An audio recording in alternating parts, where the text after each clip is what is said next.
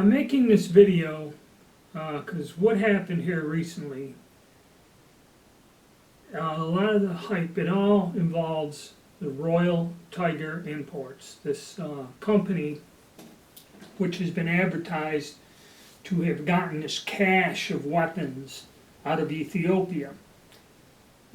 Much like IMA, International Military Antiques, when they did the Nepal cache of weapons and brought all of these flintlock muskets, Henry Martini rifles, and other old antique guns in. And this was a big deal, and for years people were buying them. I have some, and you know, I'm going to eventually make videos on them. But what happened is I heard about this Royal Tiger Imports, and I went looking there, and there were a few things I was interested in, and what I bought, and is coming, I don't have it yet, were some Carcano rifles. So after I made the purchase, and my intent was to see for myself what this company was about and the Milsurp current market.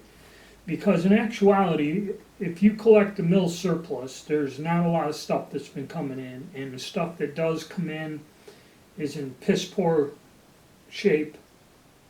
And honestly, the reason my channel and a lot of the work I do doesn't revolve around guns, I'd say from the period, let's go from 1890s to post-World War II, say. All the bolt-action rifles, semi-automatic guns from World War II, the Garand, all that.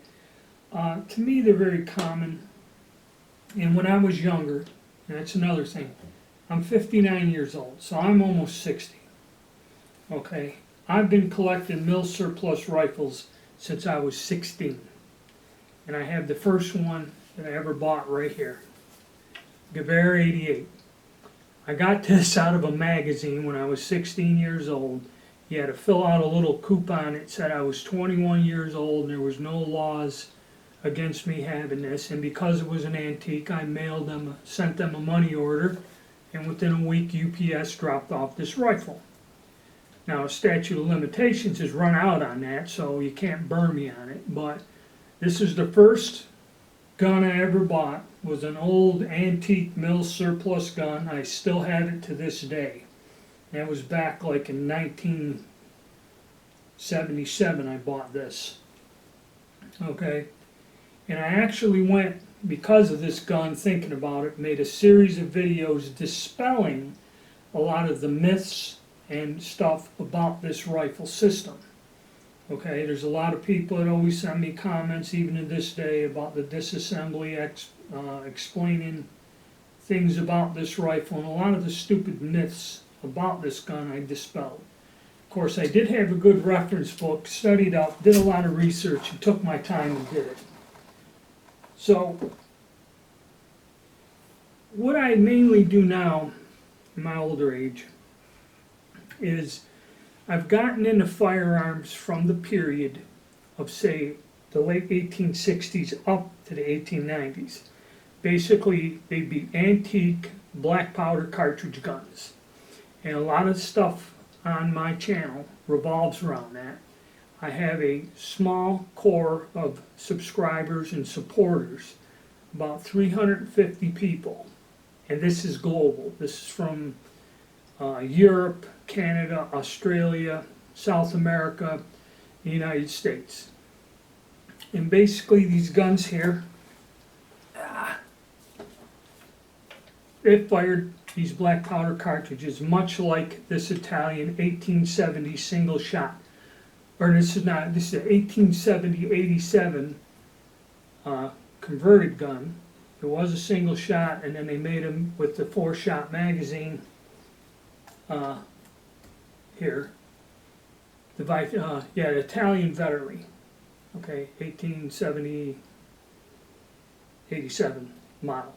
It's kind of a rare gun. It's interesting. And what I specialize in is I cast and make my own bullets. I do the research.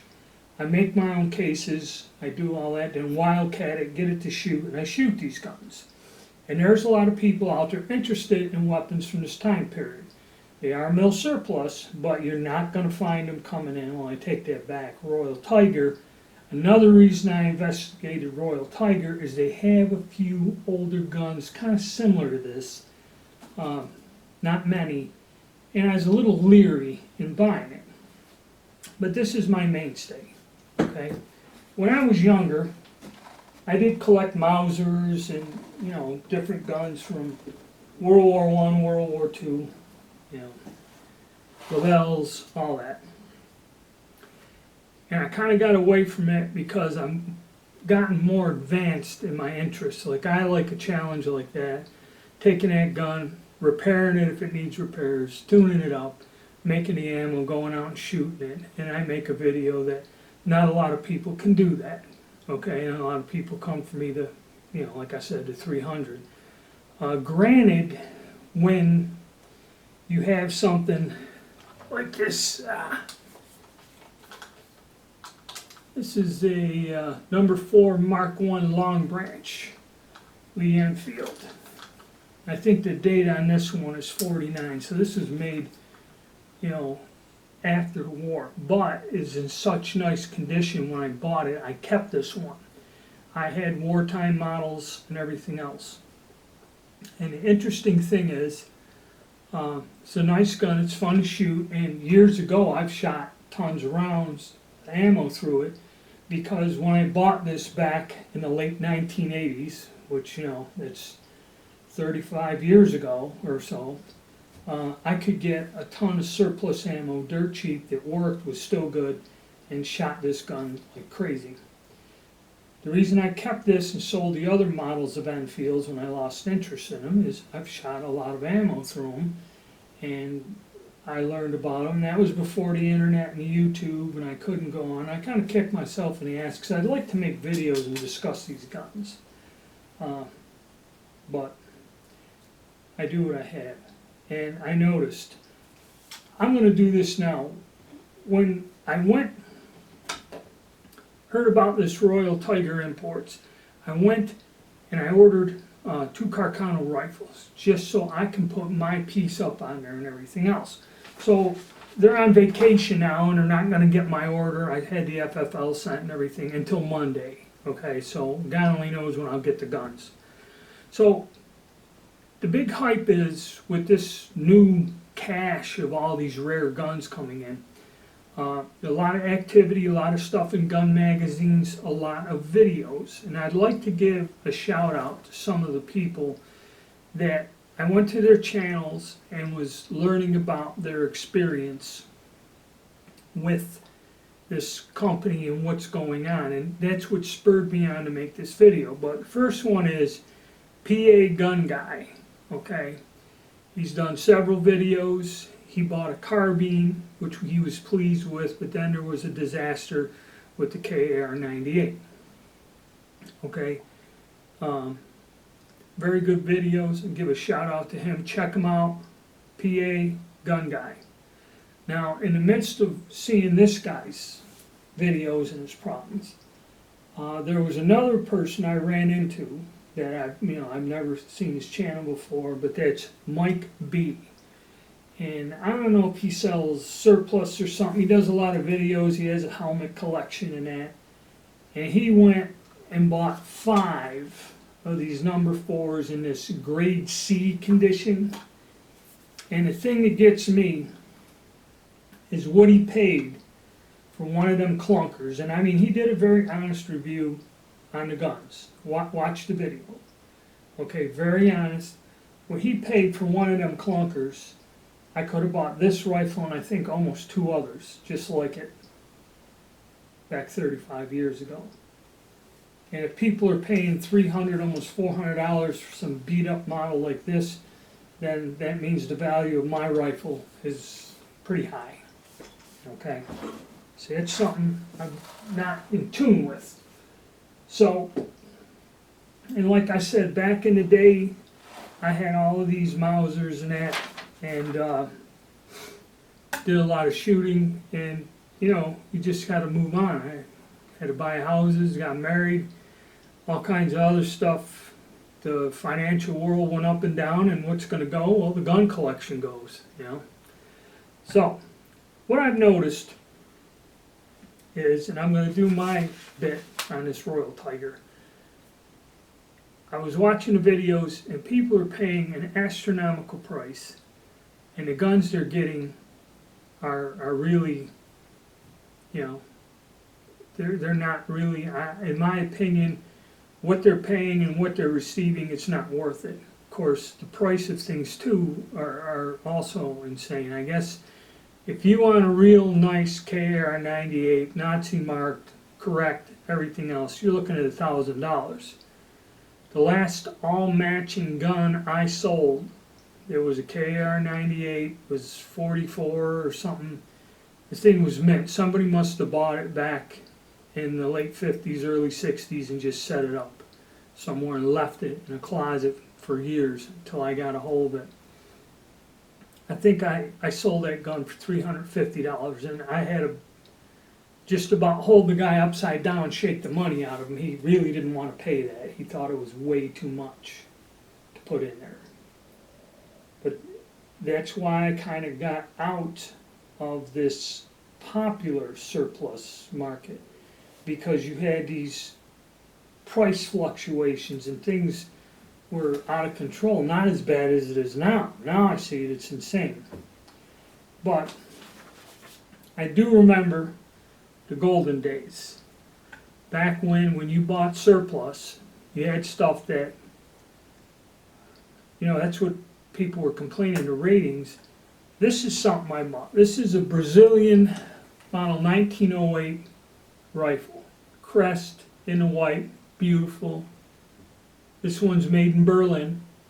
Okay, you can even see the cartouches on the stock. The wood's beautiful. I had a collection of these when they came in the mid to late 80s. I had the Argentine, Brazilian, all of them were coming out of South America. Those Enfields and the Mummy Rack, they were brand new, the last production run. The French rifles in the 7.62. I don't know how, I had all three versions, the one with the grenade launcher, the different bolt, and I had a semi-automatic one, I think a 49.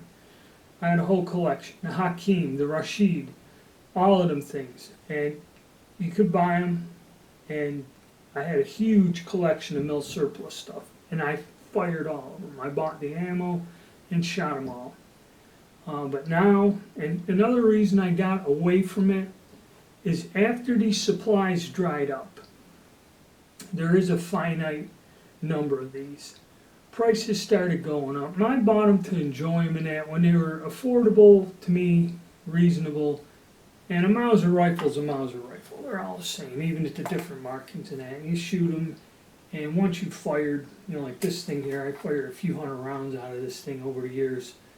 They're nice and that, but you move on to something else, and I can't keep them all. If I did keep them all, I'd be a pretty wealthy man, but I couldn't. So I still saved this one because I like the 7mm, and I did quite well with it.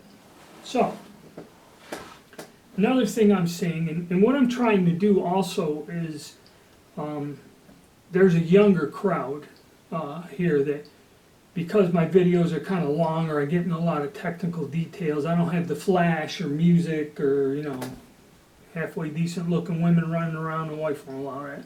But whatever it takes to get their attention, I'm trying to do that. Now, in the midst of this is another thing I want to cover that I can give advice on. And if you like what I'm saying and you're interested in what I'm talking about, put something down in the comments and I'll make more videos. If I don't get any views and no one really catches on, then, you know, why beat a dead horse? Why go on? So now I'm going to talk, in my search on this Royal Tiger stuff, there was a guy called Hoosier Yeager. Hoosier Yeager. He bought a Carcano. Now, he supposedly bought a 6.5mm cavalry Carcano with a folding bayonet. He gets the gun, and he's complaining in the one, well, I couldn't get the clip in, there's a piece of metal riveted in there, and the case won't go in. The gun was converted to something else. All right, I understand. He paid good money, he got this gun. The gun isn't what it's supposed to be. It's been modified for something. Now, he wanted a Carcano to go out and shoot his military ammo, which I don't recommend, okay?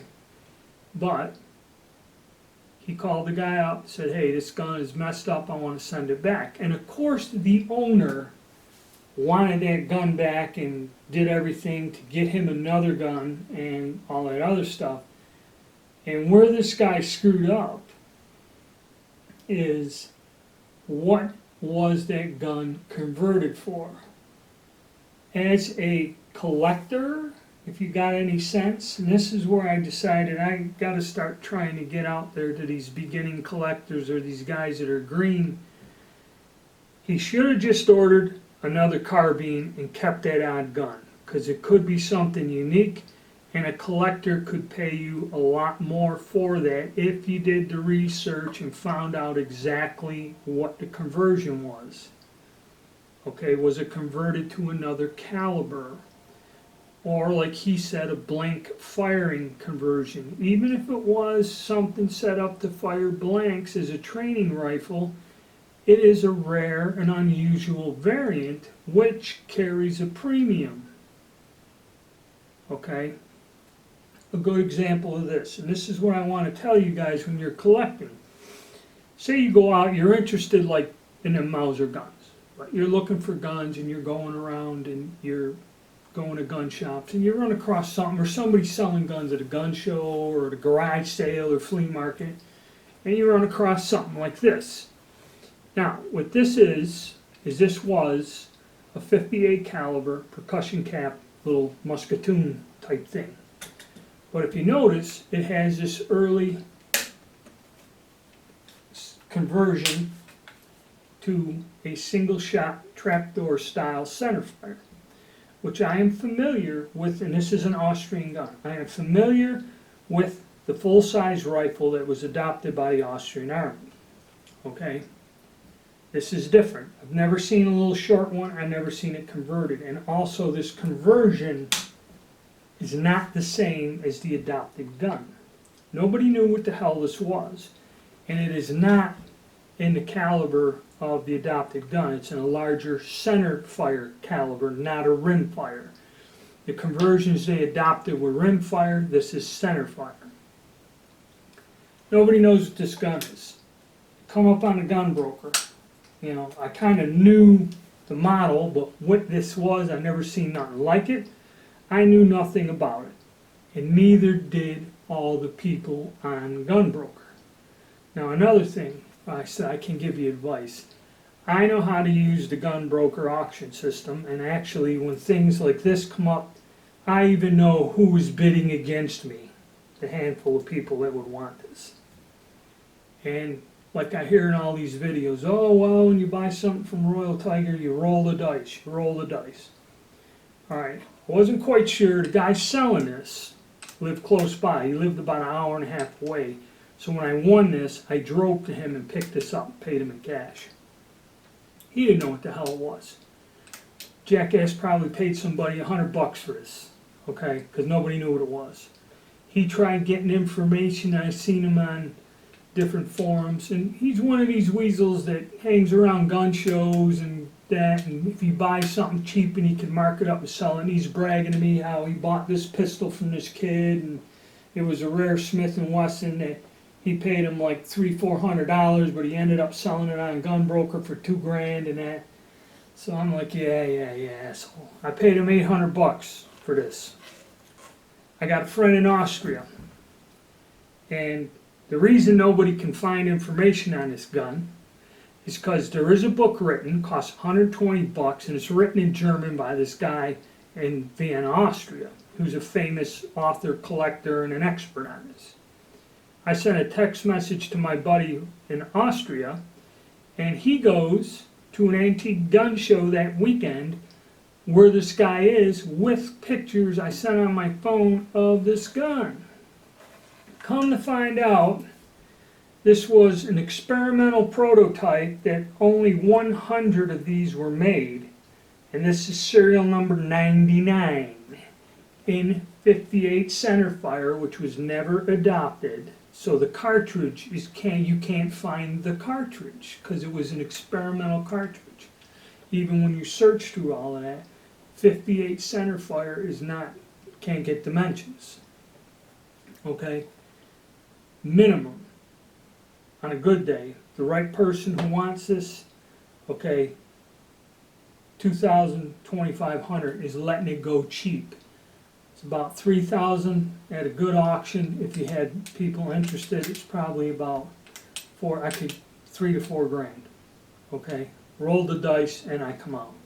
There's sometimes that I roll the dice and I get screwed, but you try not. You try to do as much research and sometimes take a risk. So what I'm saying is that Hoosier gun guy, you kind of messed up. You should have kept that Carcano and just got another one, okay? Because what happened with me, which was interesting, it's very interesting, I went to an auction. I went to this auction, they had a whole pile of guns in there. Everyone's interested in AR-15s, AR-10s. There were some trapdoors that were kind of beat up, and I got a good collection of them. And there were several other of these Milsurp guns that you fellas like. And this is a standard model. This is model 1895. Didn't quite see that. I picked it up. There was another Spanish gun, 83 or something, and it was rusted, and the bore, I looked at the bore, you could see the rust oozing out the end of the barrel. I didn't even pick it up. And there was this one. And this one has, it's South American jungle rot. The wood's a little weird. It's mismatched, a little beat up, you know. So I don't know. So I put a $225 bid on it. And I noticed it didn't have a government crest on it. I don't know if we can see it or not. I'll try to zoom in. But if you look on the top of the receiver, there's a star and a fouled anchor on this gun. I didn't even know it. I bought this thing on a whim. I went back, cleaned it up. I had, rust underneath it, and it's mismatched. It's a little beat up, but not terrible. And the bore's real good on it, and I've shot it. It shoots well. Come to find out, this is one of the rare Chilean Navy contract rifles. Now, there's a guy that's a dealer that said he's only seen pictures of these. I picked this thing up. This was a score, and I did it inadvertently, not even knowing what I was buying. Okay? That's where, like I said, I'd like to give advice to people. There's a technique in doing this that even if you're not interested in the time period or the weapon, when you see a buy, you got to figure out and play your cards right and do it right.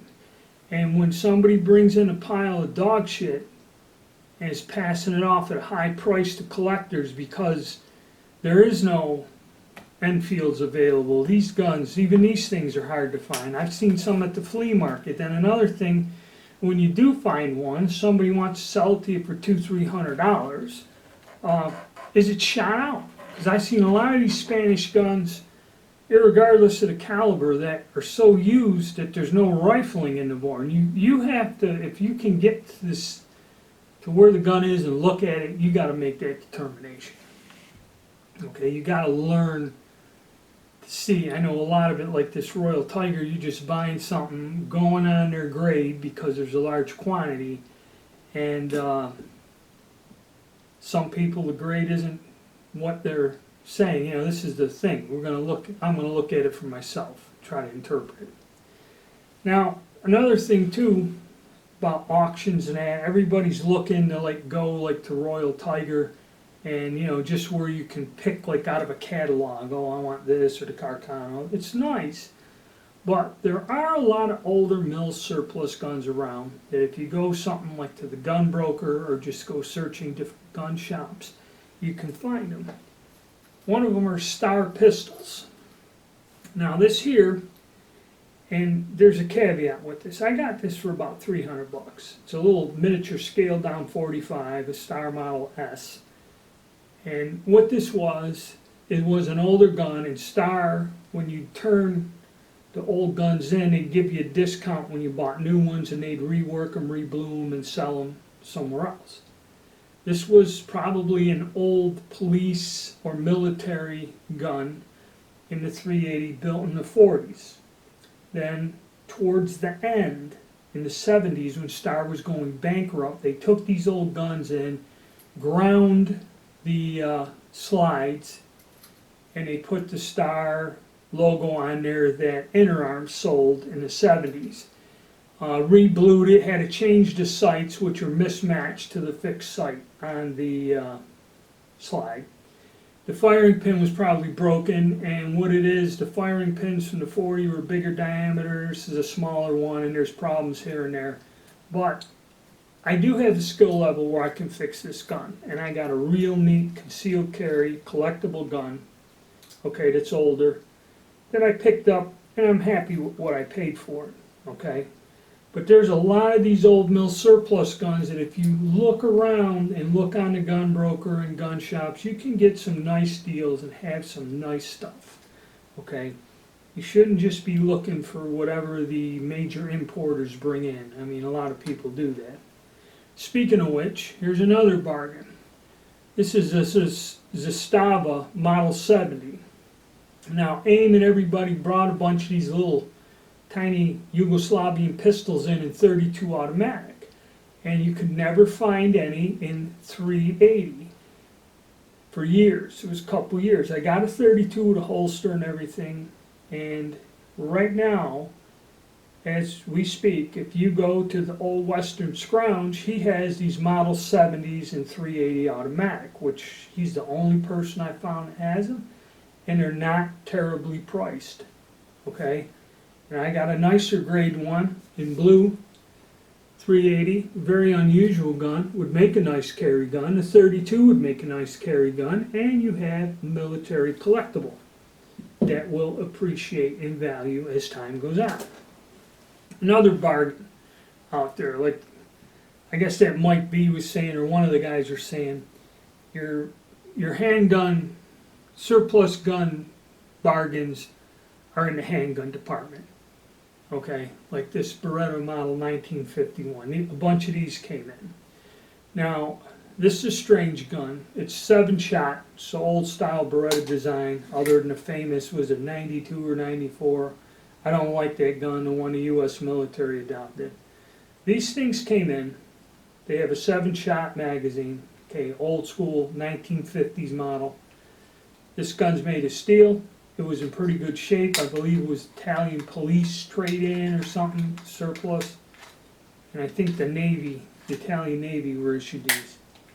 For a 9mm, you know, with just basic fixed sights, this gun is accurate, reliable, handles well. I like the smaller grip and add more control. This gun is a winner for 200 some odd dollars or whatever I paid. It was under $3, I think. This was a great buy, and it will only go up in value, okay, over the years. 10, 15 years from now, you easily get your money plus a little more out of it as a collector's item. But they're neat guns, okay, so the bargains are out there.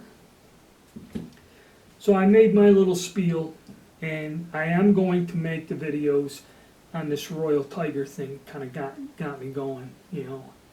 But I would like to reach out to people that are more into these Mausers and more modern stuff. Like I told you, I am into the more older period weapons.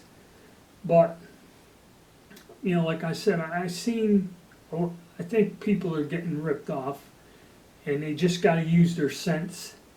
And there are other ways, even though you can't just go and, like, say, you know, like I said, go to AIM Surplus and get one of these. Oh yeah, just order it, have it sent to you. There are ways to look around and get good deals on surplus guns. Like I said, these old Stars, you can get the BM. That's another one. If you can get a BM, mine's in storage. It's a decent pistol. I think it's priced still under, you know, some of them are barely over $200. The finish might be beat up on them a little, but if you get one cheap enough and it shoots good, you know, do some Duracoat or something, or have it refinished. They're a solid gun. They work well, and they're, you know, a little over $200 for a compact 9mm that looks like a 1911. It's a pretty good deal. And these older Stars that they don't bring in anymore, they're interesting guns and they shoot well. Okay. Granted, if they're in 9mm Largo, and that's another thing like that Mike B was saying, at a certain point, if you like shooting these, you should get into reloading.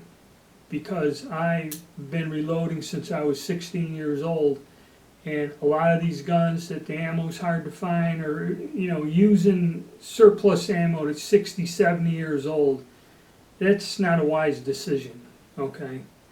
So getting into reloading, or I do reload a lot of these cartridges, the Carcanos, 38 Largo, or no, I'm sorry, 9mm Largo, and that 9mm Steyr. They make the brass. If you find somebody that's got the dies, you can get a lot of these obsolete guns and go out and shoot them. Granted, it's not going to be dirt cheap. Okay, but, so, if you like where I'm going with this, like I said, I'm going to do my Royal Tiger things. But if you guys want me to make more videos like on these Milsurp guns, or discuss how to navigate the gun broker and what to watch out for, and how you can find some surplus bargains floating around, and how not to get skinned while you do it, say so in the comment section. I'll see how many views I get on this video, and I'll see the comments, and if it's something people are interested in, I'll keep making videos along this path, sticking more with the modern surplus guns and other different advice. So stay tuned and subscribe.